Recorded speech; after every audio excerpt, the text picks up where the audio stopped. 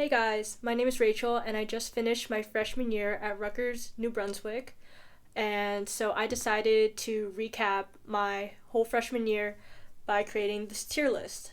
I got the inspiration from this girl named Nina Wang. She's a YouTuber. She did this but with her MIT classes, and I thought it'd be super fun if I did the same thing. I originally came to Rutgers thinking I was going to be a poli-sci major, but then I quickly changed my mind and switched gears, and now I'm a statistics and computer science double major. So freshman year, I took A few moments later.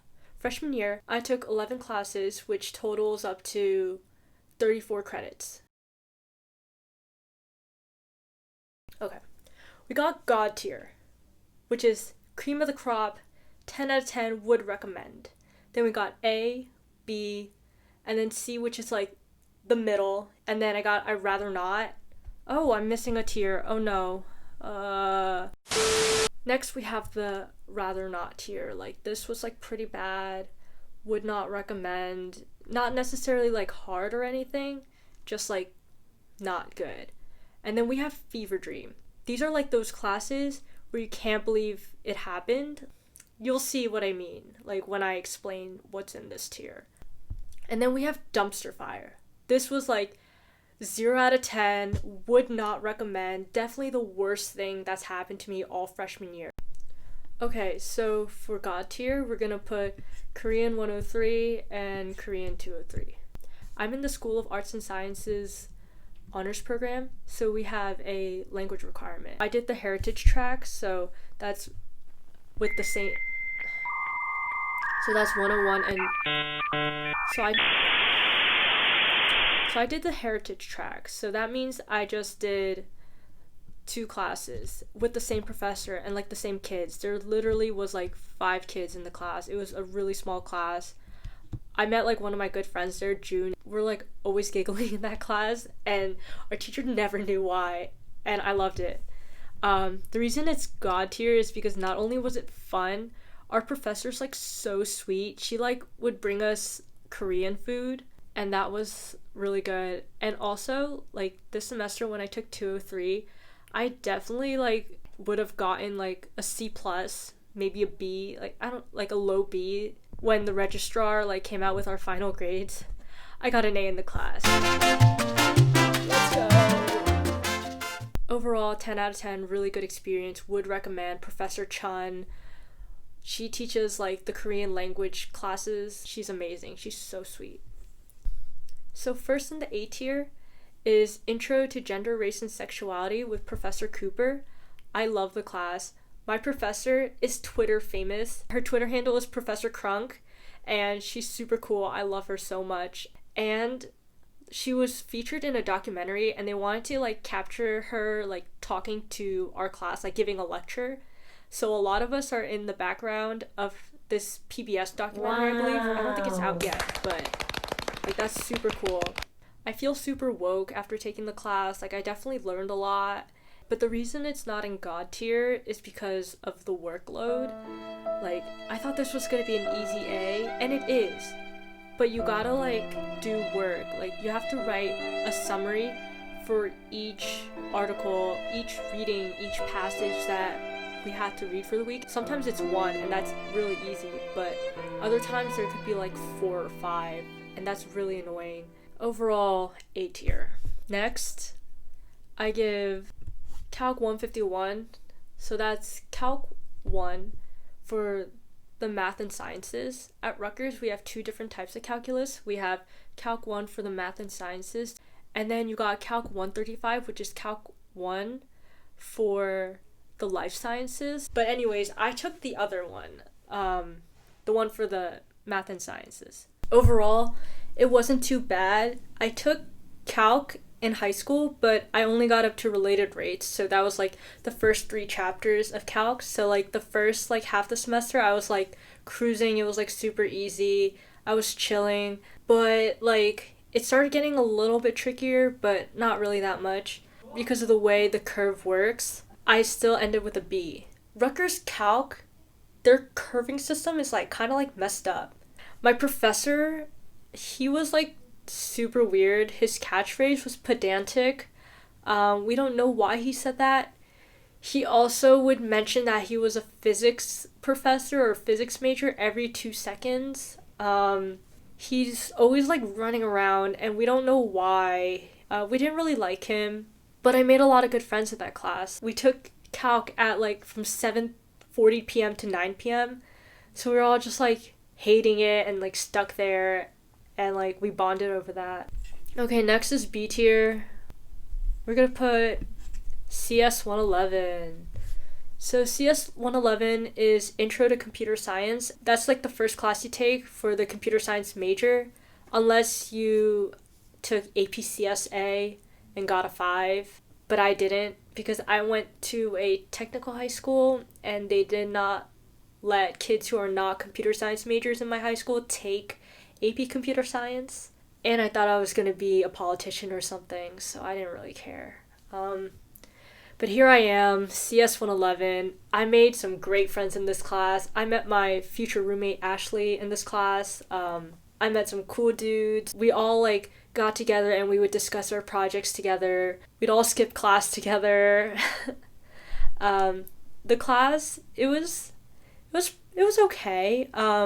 B tier because the assignments weren't like too bad. Like some of them, like you definitely had to think about some of them, but like it wasn't like something you couldn't do in like a couple hours.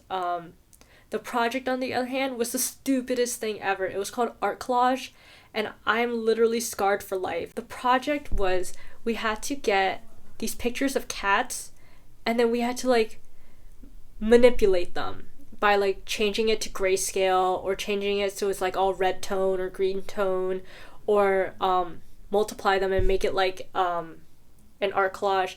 I'll like insert pictures of like what it looks like when you run it here somewhere. So yeah, and I literally have typed in the names of the cats so many times that I know them by heart, Flo and Ariel, and they give me nightmares. I'm so happy they stopped giving this project because it's so pointless. Because you will never do that. You'll just use Photoshop or like anything else other than like Java.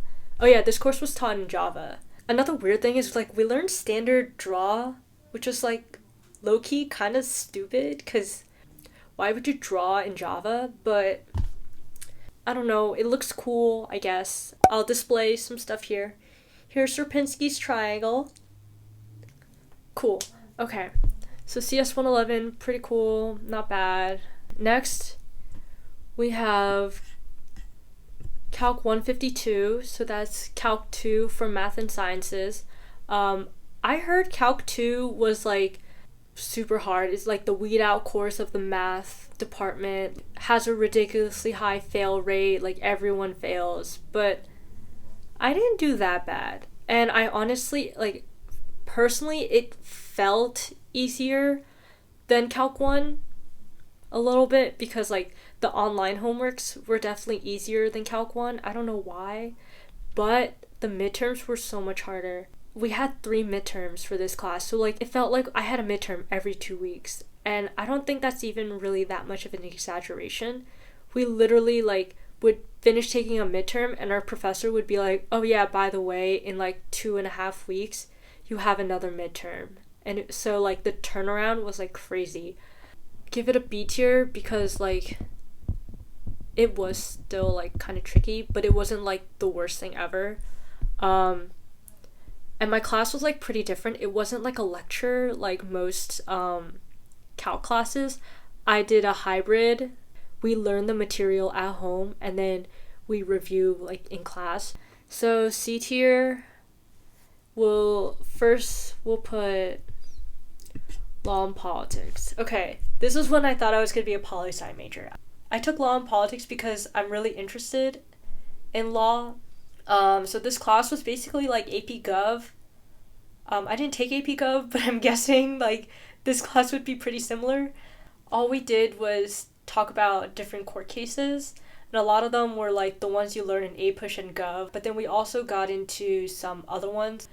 This class is a C tier because although it was like, I was interested in the topic, the class itself was like super boring. It's like a 300-person lecture. We all just sit there and like listen to our professor talk about these court cases. It was like really dry. Like I could have literally just Googled it. But if you need an easy A, definitely recommend. Like, you honestly don't have to show up to class if you don't want to. Highlight of this class was doing moot courts. Like, sometimes we like veered too far from the actual facts of the case. But overall, solid C tier. Not bad, not great. Next in the C tier is Interdisciplinary Honor Seminar, Rutgers meets Japan. So this is also an honors program requirement. You have to take a seminar class, and I didn't want to just take a seminar class to take one. I wanted to like get something out of it. So this one has an embedded trip to Japan, which I didn't get to go on because of coronavirus. Aww. Yes. So basically this class explores the relationship between Rutgers and Japan. I learned a lot of cool stuff. Yeah, so the reason why it's in C tier is because the class was like really boring. Like, yeah, I learned a lot of cool stuff about like the Meiji restoration and like the modernization of Japan and its education system.